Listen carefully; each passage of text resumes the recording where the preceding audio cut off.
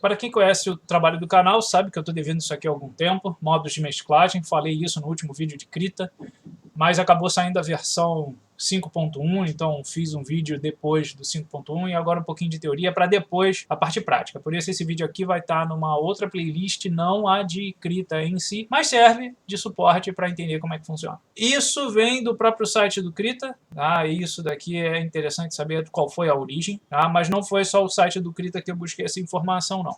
Busquei também no site oficial da Adobe, no site oficial da Affinity, no site oficial do GIMP e do Corel Photo Paint para dar uma explanação e explicação geralzona do que são os modos de mesclagem. Na prática, o modo de mesclagem é aplicado em cima da camada. E essa camada recebe informações de código, algoritmo, que faz as luzes que batem ou são exibidos, tá? Por cima dos pixels que formam a imagem e altera esse comportamento. Tá? E aí sim, a partir dessa alteração de comportamento, o ser humano enxerga o que está acontecendo em relação àquelas luzes naquelas camadas. É bom lembrar que o modo de mesclagem funciona tanto em camada quanto em grupo de camada, o que vai gerar resultados e situações diferentes do que você está acostumado a ver. E aí sim, quando eu tenho uma aplicação e uma camada, vai dar um resultado que você está esperando, mas se esse mesmo filtro, entre aspas, tá? Esse mesmo efeito em cima de um conjunto de camadas, vai dar dor de cabeça, pode gerar outras soluções, outras situações que você não está querendo. Então atenção como é que você usa, se vai ser em camada ou se vai ser em uma única camada. E aí sim, cada camada é um objeto, cada objeto vai ter seu comportamento de luz específico a partir do modo de mesclagem. É bom lembrar também que o modo de mesclagem, os modos de mesclagem respeitam um tipo de comportamento da luz, se ela vai escurecer, se ela vai clarear, se ela vai anular, se ela vai acrescentar alguma informação. Todos eles acrescentam informações, mas acrescentam no sentido de mudar o comportamento.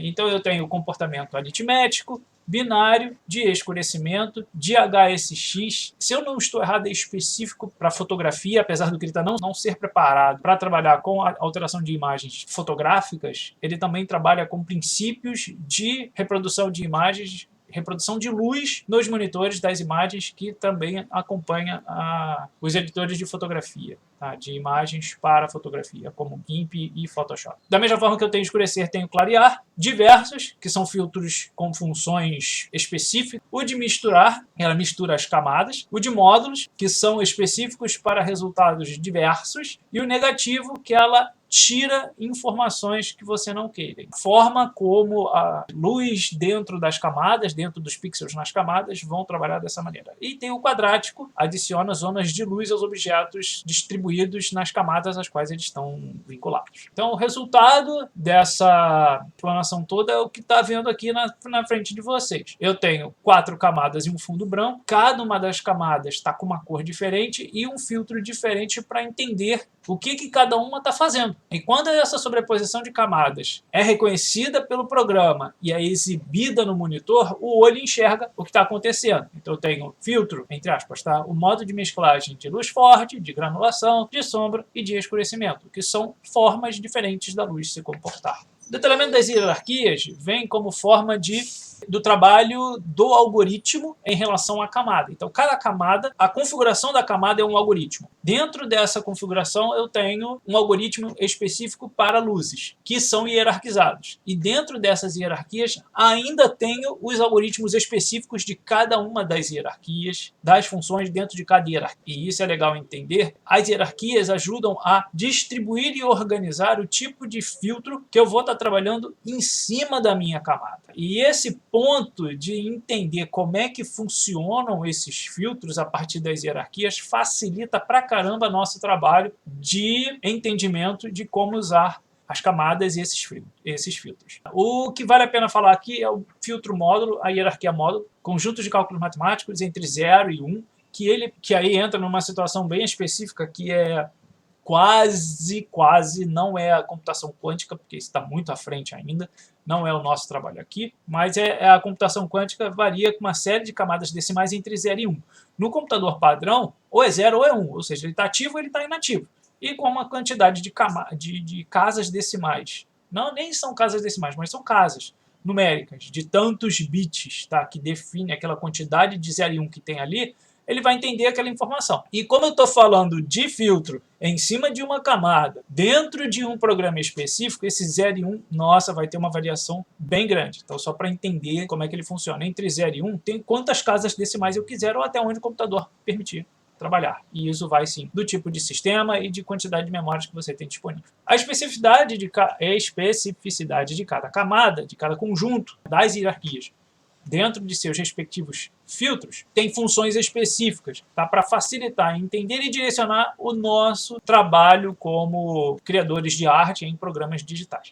O que vale a pena ressaltar é que esse binário, tá, tem a ver com codificação. Então, independente da linguagem que você trabalhe ou queira aprender algum dia, isso daqui tem relação direta com a linguagem que está sendo aplicada em cima dele. Como eu não, a princípio, eu não sei qual é a linguagem que o Krita é escrito, e provavelmente é mais de uma, isso daqui é só para constar que existe relação com linguagens de programação. Tá? O algoritmo é aplicado em cima do tipo de filtro que está dentro de uma hierarquia que chega até a camada. Aritmética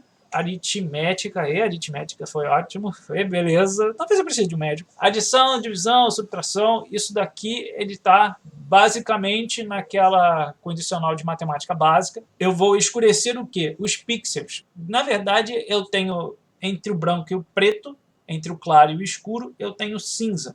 Esse cinza tem relação com o matiz, que é a cor. Então, se ele é cinza, ele está dessaturado, e quando eu tenho cor, eu tenho saturação. Dentro dessa situação, eu posso escurecer via modo de mesclagem as cores que eu tenho. Se eu tiver uma cor escura, ele fica mais escuro. Se eu tiver uma cor clara, ele tende a escurecer via modo de mesclagem. HSX tem uma relação com o tipo de comportamento que você quer dar à sua camada. Isso aqui é bem específico, é uma galera de computação gráfica puxada, pesada, que ele vai criar um cubo 3D que tem ali todas as informações dessas luzes, como é que ele se comporta dentro desse cubo, e é bem doido o negócio, tá? E aí clarear, da mesma forma que eu tenho escurecer, eu tenho clarear, então a maneira como a luz se comporta tende a ser mais forte do que o escurecer, que ela tende a ser mais fraca. Vamos colocar assim, forte e fraca, né? Existe um conceito também dentro da fotografia e do desenho chamado estourar luz ou faltar luz. O estouro de luz é clarear, tem excesso de luz. Aí quando eu falo clarear, eu estou adicionando muita luz à minha imagem. Diversos, e aí sim, aqui esse diversos é legal, porque ele vai falar mapa de normal e mapa de relevo, é o pessoal que trabalha com arte 3D, que faz mapeamento de texturas para esses objetos 3D. Eu faço 3D, abro todo o 3D em um único plano 2D, eu tenho que combinar essas texturas com outras informações. E aí o Krita vai trabalhar dentro do conjunto da hierarquia diversos, justamente parte dessas informações. Isso daqui é bem bacana de saber. O misturar, que tem também uma série de informações extras aqui. Olha só, penumbra. Penumbra é a região que eu tenho sombra, porque ela tem um foco de luz, tem um anteparo, tem uma parede que impede dessa luz chegar aonde está o objeto, e aí cria a sombra. Mas eu tenho fora dessa parede uma outra fonte de luz, que cria uma região, tem sombra de uma fonte, mas não tem sombra de outra, criando assim a região de penumbra. Quanto maior a quantidade de luzes que eu tenho fora da sombra, mais fraca será a penumbra. E isso vai reduzir a quantidade de cinza, gerando uma distribuição de luz maior pelo espaço. E isso daqui é interessante saber, que é o tipo de penumbra que eu estou fazendo em cima da minha camada. E aí tem um modo negativo, ou seja, eu estou subtraindo, excluindo informações das minhas camadas, e o quadrático, que são uma outra forma de trabalhar. Então, esse é o vídeo de hoje, da parte teórica dos modos de mesclagem. A maioria deles são bem parecidos, tanto no Photoshop quanto no Affinity Photo. Até alguns outros programas também trabalham com isso, mas vai deixar o arquivo um pouco mais pesado, pode exigir uma máquina mais parruda para fazer certos trabalhos, então lembre-se que é para usar muito mais nas configurações padrão, normal do seu computador dentro do programa, e aí sim são os editores de imagem, da mesma forma que nem sempre vai ser necessário usar esses filtros, essas formas de se alterar a luz nessas camadas. Espero que ajude, espero que essa teoria básica seja suficiente para esclarecer dúvidas. Não é o ideal, não é o melhor, não é o bastante, mas é um princípio de auxílio que o canal deixa aqui para vocês que têm interesse de entender um pouquinho mais o que são esses modos de mesclagem. Até a próxima!